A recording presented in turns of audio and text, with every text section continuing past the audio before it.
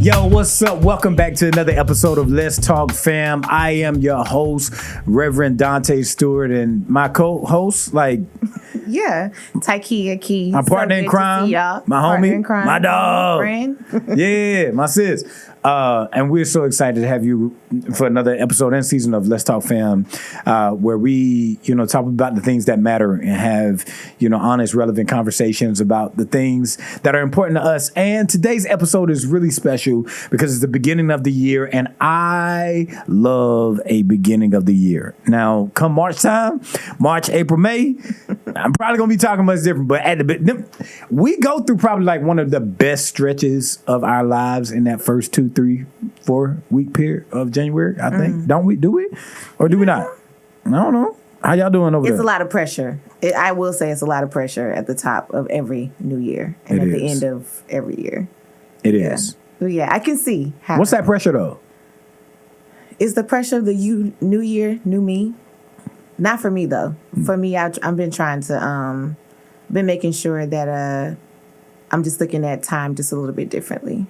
Like just continue to focus on the main thing and not getting caught up in like the chaos of, the holidays and travel.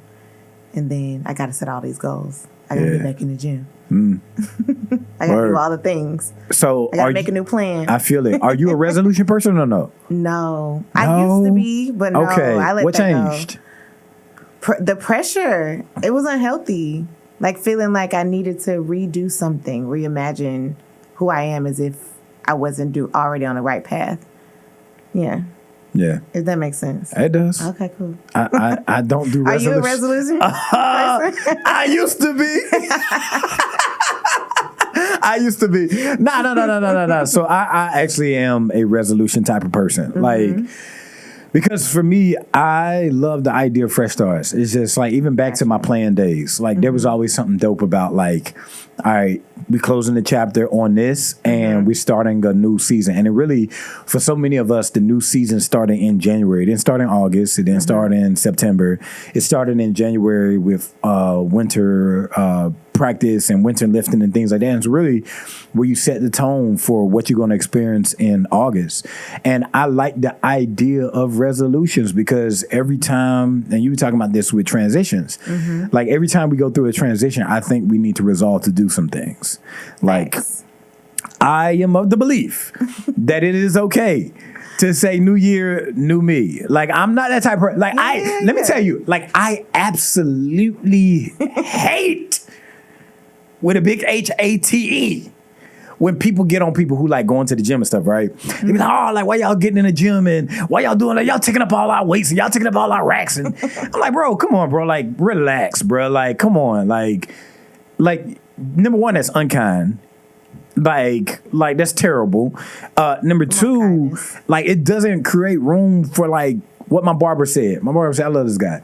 Like, he says, like, we should never be afraid to reinvent ourselves. Facts. And like, we should give as much space for reinvention as possible. And so, like, I'm a resolution person. This year, I resolved, I got it on my board at home, my whiteboard. Simple year for me. The simple year for me is this. I want to enjoy everything that I do. Like, absolutely plumb enjoy pleasure. Okay. I want a Song of Songs type year. I want to enjoy. Okay. Like Proverbs, Song of Songs. Like, give me all that. Like, okay. I need no Ecclesiastes type of year at all. No, I don't got it's the time for Song of Songs. That's the time and place right now. I need a year where, like, I just enjoy everything. I enjoy myself. I enjoy my time. I enjoy my work. I enjoy my family. I enjoy my friends. I enjoy learning and growing. I enjoy creating things.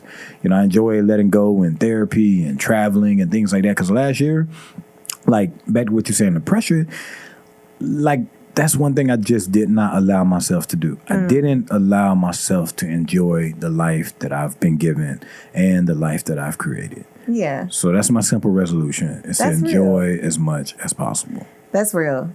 I will say, I think, for me, it isn't this at the top of the year that is a time where I look to close things out. Like, I'm a student athlete, like bred all the way through and through. Slipped up a little bit, but all good. We all do. Yeah.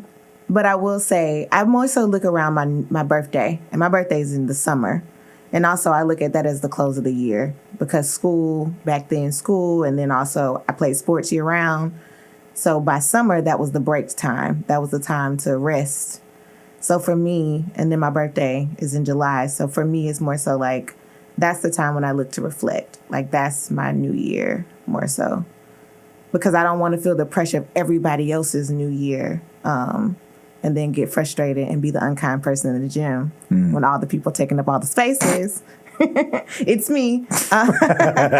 When people taking up all the spaces and they're not going to make it through March. So. That's real.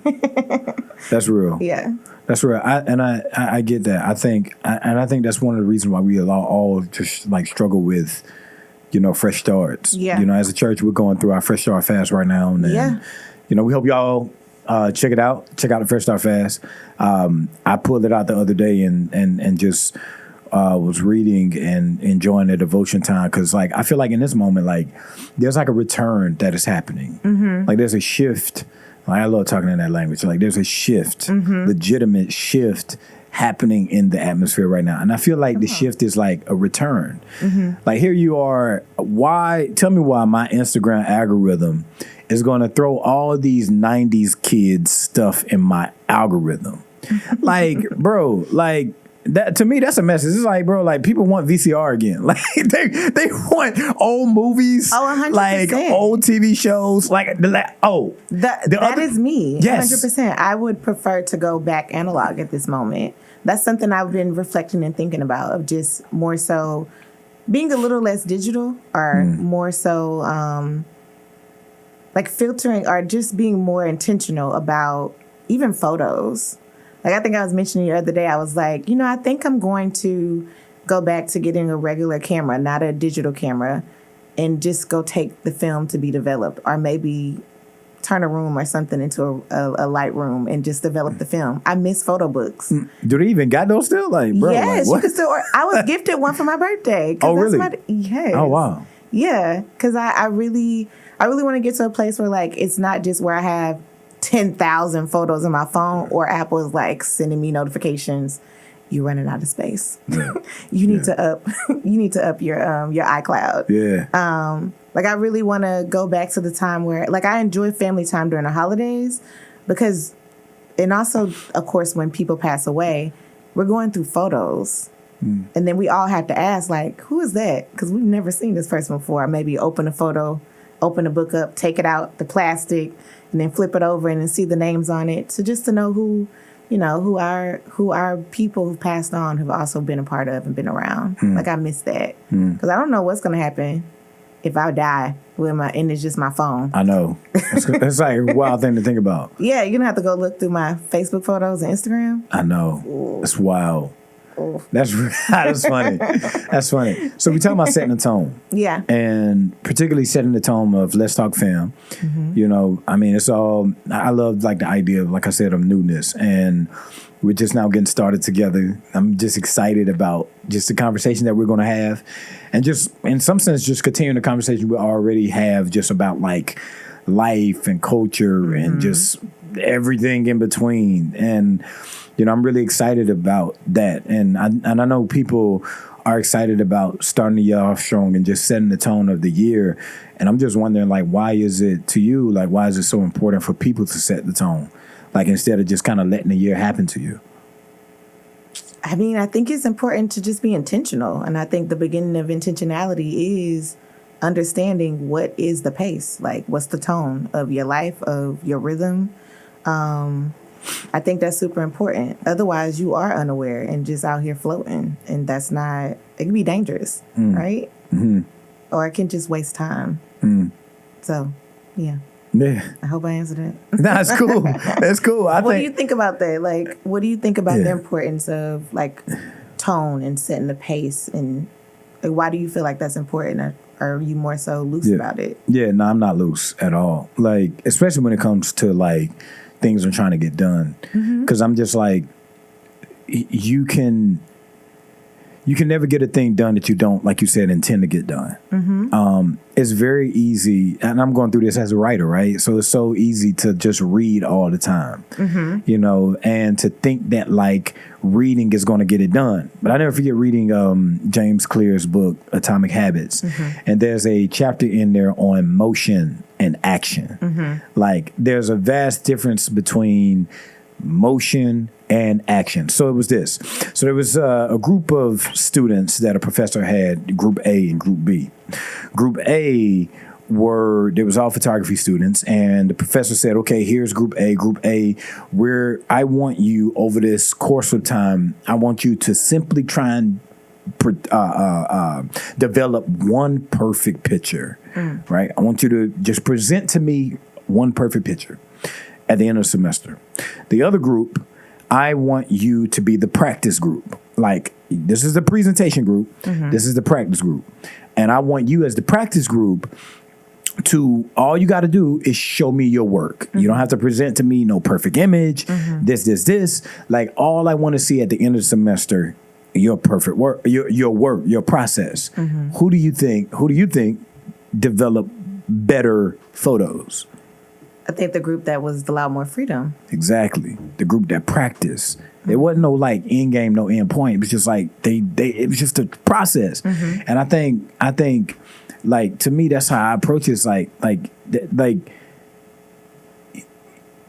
if you intend to get things done, then you have to find out a way to put things into action and not just have motion. Yeah. Because it's so easy to just be like, all right, I'm gonna get to this today. I'm gonna do this today, rather than like putting yourself in the right environment, having the right people around you to encourage it, and like actually sticking to your guns. Yeah. Like sticking to it, to say like, hey, like the sermon that PG preached, oh my goodness, like on New Year's Eve. Was it New Year's Eve or the sun? It was one of them sermons. My memory's terrible. But one of the things I remember was like, the point he made was like, show up. Yeah. That's it. It's like, show up. So to me, like setting the tone is about the courage and the willingness to show up, even if there's the possibility of failure in the showing up, because failure contains wisdom too, and lessons. Yeah, you know, I think that's so good. You know, one of the things that I've been sitting with, and my word for a year is actually rest. And just thinking about that and showing up. I think it's important to know what your season is, because everybody isn't in the same season. You have to really be mindful of where you are in this moment and what it is that you are doing. What's your purpose? Or trying to figure out what that is, so you can figure out what that tone and that pace is and what season you're in.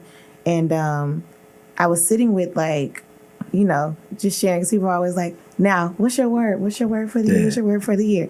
I was like, just rest, actually. And I had to explain to like a friend, like that doesn't mean that I'm going to be inactive and there's not going to be any motion. It's still going to be motion, but my intentions behind the things that I'm doing will be just a little bit different. I'll just be more relaxed and open to what comes than trying to force an outcome. Yeah. Just because I received something I'm supposed to do, it doesn't necessarily mean it has to happen today. It also can take time and happen over time. Some things just have to be worked out. Some things have to just, you know. But we struggle with that. Like, we really struggle because, like, people are so anxious for results right now. I know. And this is anxious for, like, data, anxious for don't outcomes. Even get me started. It's you know, in my profession and what I do for 9 to 5, I work in marketing.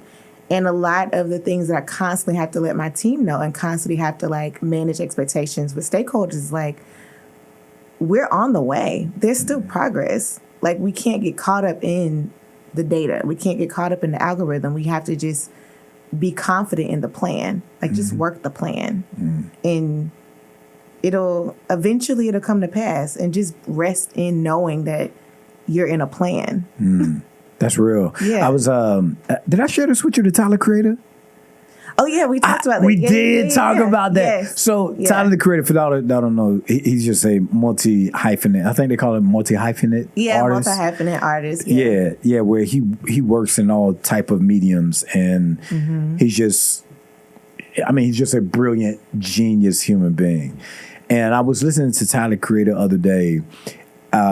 giving an interview, sitting on the couch talking to dudes, and he was giving an interview where he says like, "Yo, forget the numbers, like when we're so concerned about like the numbers, then like we think about like we got to put a timeline on success, like we got to put a timeline on it." And it's like, yo, like he was naming all these people who were flops at the beginning. Or considered at the time. Exactly. Yeah. Who wasn't as big as they would ever be, wasn't as big as, you know, other people at that moment. They were not the best version of themselves at the time. And I love that because it's like, bro, like, why do we always have to be the best version of ourselves? Like, that's one thing I wish, like, I want to, like, preach that sermon all year long. Like, you don't always have to be the best version of yourself. Or you are currently the best version. You're right. Preach to me. Rest Come on. in that. Come on. You are. Or you are already at this moment. Yeah. Yeah. That's real. Yeah. You're right. You are. Yeah. You don't have to be. It's not something that you gotta evolve. Like, you're live. Yeah. Yeah. And this has actually been my qualms with like all of this, like back what you were saying about algorithm and stuff like that. Because I think about young people right now. There's young people that's probably gonna listen to this, or like young people who see us, and like I worry for them tremendously because they only know a world in which their value is dependent on how visible they are. Like their value is dependent upon how like much they can be like Casanet or whoever. Like, and there's no knock to influencers, but like yo, like not, it's almost like football, right? Like not everybody going to the league, my boy. Like get a grip on life. You like if you're always striving to what you're not, then you'll never affirm what you are. Like never. And it's like, if that's one thing that I can just preach to people this year, it's what my therapist tell me. Perception and expectation are the guardrails for an ambitious and anxious heart. Okay. Come on, whisper. Perception and expectations are the guardrails for an ambitious and anxious heart. So it's like Dante Stewart. This year, perception, expectations. Perceive yourself correctly. Or listeners, perceive yourself correctly. You don't have to be your best version. You already are. And you don't have to like rush success. Like the best thing about success is the process. Because we all know, like, bro, come on, you can name a moment where like you worked for a thing and it was a success and it worked. Just give me any story. I don't know. It's just any story. It don't got to be big. I don't know. Come on. You got a story. The Seminary, graduating, something like that. I mean, so I'll be honest, like seminary, the road to seminary for me is not, I don't know what's considered normal, because I just surrendered and was like, I hope I heard that right. And then I was like, let me just apply. Yeah. And then if I get in, and I'm still looking to be affirmed in that. So I'm still just trusting and resting in, okay, this is the direction. You know, and I will say this, like, not to sidetrack your question. It's cool. But I will say, not only, you said you worry about, like, the kids now and the generations, the younger generations right now. I'm actually concerned for us and the older generation, because I also feel like there's this, from what I'm seeing, there feels like there's this pressure for, you know, our age and older to be okay with the trend, like us not catching on to the new trend, like being okay with not being considered in the know or cool. Yeah. Like, it's okay. Like, I don't need to know the next way to post something on TikTok. Yeah. Like, I don't have to master 60 years old and on TikTok. Yeah, like, I don't have to know how to, I'm okay with not knowing, like, what's the latest trend in fashion. Like, no, I wear what feels good to me. Like, I like this texture feels great, I'm gonna put it on. And if somebody likes it, okay, cool, that's great. But I like it, so I'm gonna keep doing what I like. Yeah. And I think, you know, to Tyler's point, what you said from that interview and that video is like, a lot of people may perceive those artists as flops during their time, but the other part of the, you know, the interview of what he was saying is like, nah, they made that for a generation that they may not see. And I think that's important for us, like, even for our generation. It's something that I sit with often is like, I don't need to, like, as I'm getting older, I don't need to know, like, what's the latest, like, you know, colloquial phrase that the kids are saying. I mean, I get it through, you know, organically because I'm around them, but I don't feel the need to have to know it and to use it. But I can throw it out there. But I do think sometimes, like, it's important for, you know, our generation, the older generations, to be confident and comfortable in knowing things that they don't know, so that we can be soundboards for them, so they won't go too far, so they won't go past the guardrails, like what you said, like, so where their perception can be more so grounded in something that's firm, something that's true. Yeah. You know? Nah, that's real. And that's actually one of the, I'm glad you said it that way, because to me, that's one of the goals of this podcast, even when we first started it. It's like, we don't really know what we're doing. We're just in this space, this very beautiful space. Yeah. And we just want to have conversations about things that matter. Yes. And we want to just talk as if we're talking in conversations. And like, my favorite movie, absolute favorite. If people know me, people know I don't know if it's a cinephile. Is that what it's called? Cinephile, yeah. Yeah, I'm a cinephile. I don't know if I would be a cinephile, right? You and everybody else get on me about my lack of music. But you got movies. I do got movies. You got movies. I do. I know movies. Like, I do know movies. And books. So I'm a is it bibliophile? Okay, I'm a cinephile and a bibliophile. Come on. Amen. And one of my favorite films is a German film from 2017. Or it's 18. It's one of them. It's a German film by the name of Never Look Away. And it tells the story of a young kid who's an artist in post-Nazi Germany.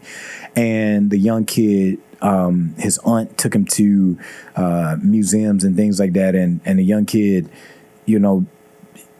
just struggles with trusting himself and believing that the place he comes from, the place that made him, that made his art, that made his life, that turned young Kurt into big Kurt, the artist who was famous and well-loved and visible and vibrant.